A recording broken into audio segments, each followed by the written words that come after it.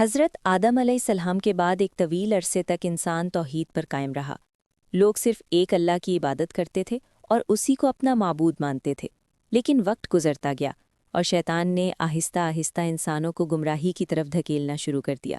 حضرت نوح علیہ السلام کی قوم میں چند نہایت نیک اور صالح لوگ تھے۔ ان کے نام تھے ود، سوا، یغوث، یعوق اور نصر۔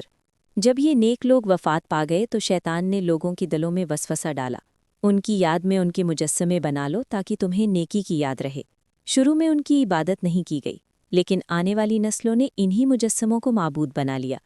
یوں زمین پر سب سے پہلا شرک شروع ہوا اور لوگ اللہ کے سوا دوسروں کی عبادت کرنے لگے۔ حضرت نوح علیہ السلام کی بعثت۔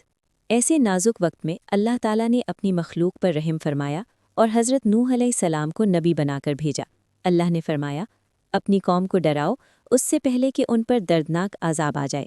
حضرت نوح علیہ السلام نے فرمایا، اے میری قوم، صرف اللہ کی عبادت کرو، اس کے سوا تمہارا کوئی معبود نہیں۔ لیکن قوم نے انکار کر دیا۔ سرداروں نے کہا، ہم تمہیں اپنے جیسا انسان سمجھتے ہیں، ہم تمہاری بات کیوں مانیں؟ 950 سال کی دعوت۔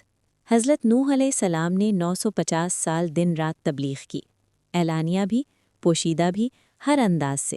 مگر قوم کا حال یہ تھا، کانوں میں انگلیاں ڈال لیتے، کپڑوں سے منہ چھپا لیتے، مذاق اڑاتے، دیوانہ کہتے۔ لیکن نوح صبر اور استقامت کا پہاڑ بنے رہے۔ کشتی بنانے کا حکم۔ جب قوم کی سرکشی حد سے بڑھ گئی اور کوئی امید باقی نہ رہی تو اللہ کا حکم آیا۔ اب جو ایمان لانے والا تھا وہ ایمان لا چکا۔ اللہ نے نوح علیہ السلام کو حکم دیا، ایک عظیم کشتی بناؤ۔ وہ خشکی پر کشتی بنا رہے تھے اور قوم ہنستی تھی، اے نوح، اب نبی کے بعد بڑھئی بھی بن گئے ہو۔ نوح علیہ السلام نے فرمایا، آج تم ہم پر ہنستے ہو، کل ہم تم پر ہنسیں گے۔ طوفان نوح۔ پھر وہ دن آ گیا، آسمان سے موسلا دھار بارش، زمین سے چشمے پھوٹ پڑے، ہر طرف پانی ہی پانی، لہریں پہاڑوں جیسی بلند۔ یہ کوئی عام سیلاب نہیں بلکہ عالمگیر طوفان تھا۔ اللہ کے حکم سے ہر جانور کا ایک جوڑا تمام ایمان والے کشتی میں سوار ہو گئے۔ بیٹے کا واقعہ۔ حضرت نوح علیہ السلام نے اپنے بیٹے کو پکارا، بیٹا ہمارے ساتھ سوار ہو جاؤ۔ بیٹے نے کہا، میں پہاڑ پر چڑھ جاؤں گا، وہ مجھے بچا لے گا۔ نوح علیہ السلام نے فرمایا، آج اللہ کے عذاب سے کوئی نہیں بچ سکتا۔ ایک لہر آئی اور وہ ڈوب گیا۔